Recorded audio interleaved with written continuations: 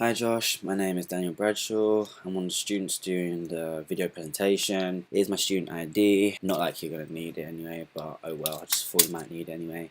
One, I just want to apologize if the video quality is bad, and two, if the audio is bad again. So obviously the video presentation regards of what I've learned this term, how I've applied it to my films, and what I intend to learn say next year. To start off with, obviously I'm going to talk about the cameras and obviously what ones you've taught me and how I've applied them. So you've taught me how to use an Arri Alexa, a C100 and a Blackmagic camera. Out of all of those, I've only shot with the C100 recently. You've taught me how to obviously play with the zoom with different types of lenses. You've also taught me how to focus it. Obviously small little components like peaking, but obviously the main things are obviously playing with the aperture, ISO, temperature, ND filters, shutter speed. You've taught me how to use those and how to not overexpose a photo, how to seek a color through the temperature, and the fact that a camera does not lie. Okay, you've also taught us about different types of lenses and how to use them effectively. To be honest, I haven't learned all of them and haven't, had a chance to use them in certain shoots, but I know I've used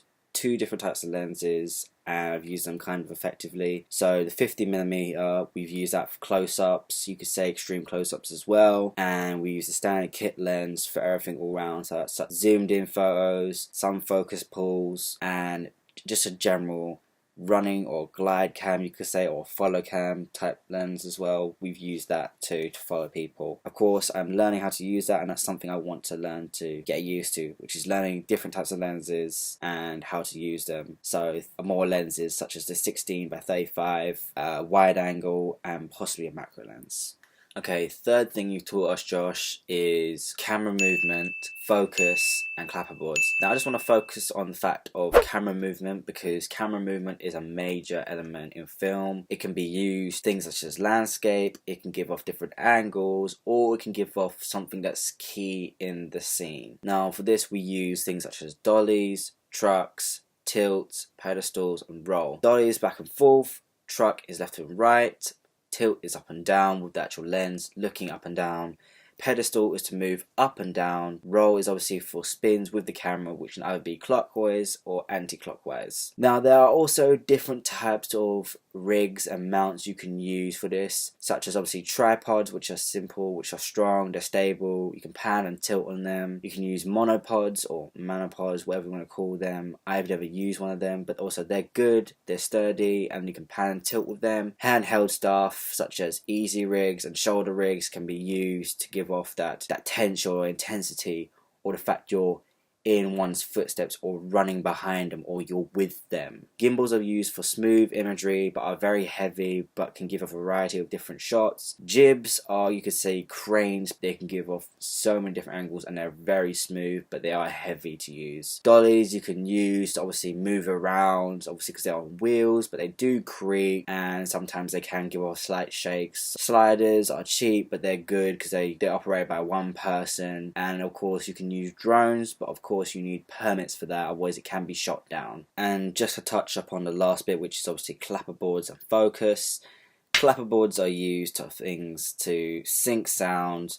They're to keep a record of pretty much when they were recorded, how they were recorded, and what scene it is. It's all pretty much to help the editor or whoever's doing it in post what scene they want, how they wanted it, and which one they're going to use. You could say it's a record keeper. As far as focus goes, focus pulling is used to direct the audience attention on one thing or two things which are in the scene. So example for that could be, you can focus all on me, literally just whole image, just whole circle on me, and then it could probably focus on something behind me which is out the window. Pull focus onto the window and you'll see the actual glass and my face become blurry. So things like that, it can adjust the audience's attention on something. The fourth thing you've taught us, Josh, is about mise-en-scene, which is to do with location, blocking, lighting, color, props, the appearance, the format it's recorded, and also the performance of a character. Now all of these are used to build off a vibe of what could happen in the scene, such as things that could be happy, things that could be sad, things that could be romantic. I don't know, they are all used in such a way to give off a vibe of what could happen. Example I'm going to use is Harry Potter and Deathly Hallows Part 2, and this is the opening scene where everything is just dark, gloomy, sad, evil, upset. Pretty much a bad place to be, really. Everybody is dressed in all black. It could just mean there's a sense of death and only bad things can happen, basically. Okay, this is part 2, and this is about what films I made, what was my roles, and what I learned from them. Okay, the first film that I ever worked on in the group was the unexpected film, which didn't get shown at our showing days, and it was sent to you, I think, on Aula as well, and this was changed called The Exchange.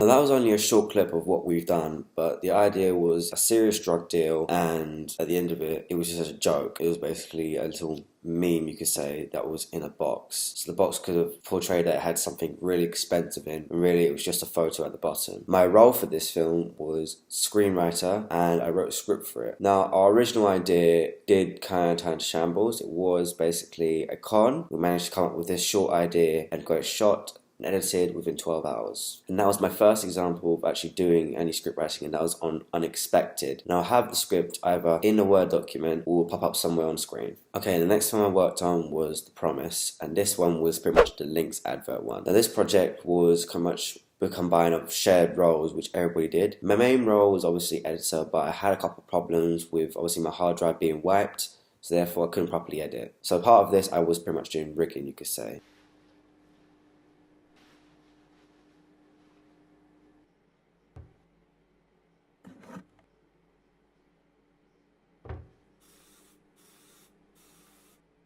Now that was a short clip of our film from The Promise. As you can tell, this idea was based on a plot twist and an element of comedy. The idea of this was basically a guy who was very lazy, he saw an advertisement on TV, it was to do with Links Africa, and he wore the spray to a party and got turned away at the door. We took them elements of Unexpected and also the plot twist for the comedy bit at the end. What have I learned from this? Definitely back up everything on another hard drive. And 2, maybe I want to learn a little bit more in terms of camera placement, and don't shoot in low light because it comes out very, very grainy. Okay, our third film that we worked on was Brogan, and this is all to do pretty much with sound and no dialogue. Okay, for Brogan, me and my friend came up with the exact same idea, exact same location, the exact same actor, and the day we shot it. I'd say this is one of our successful shoots.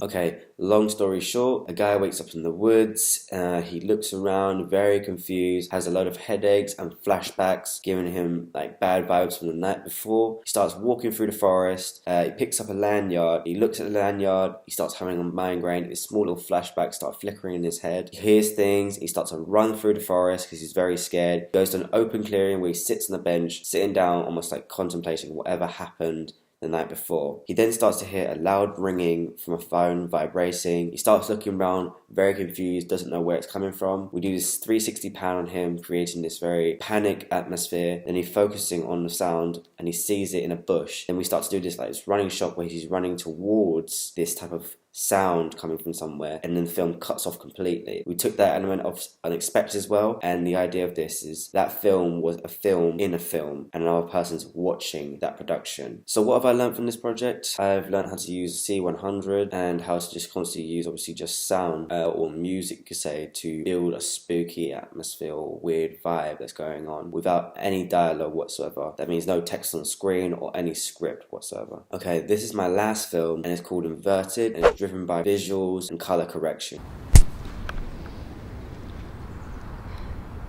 Now for this project, I was a director, screenwriter, scriptwriter, and an actor. Now what have I learned from this project? Being a director is very hard. It was worth the try. As for script writing, I should probably work on more scripts, get used to writing them, both with dialogue and no dialogue, and in general, create more 1-minute short films. So I'm used to constantly making something on the go.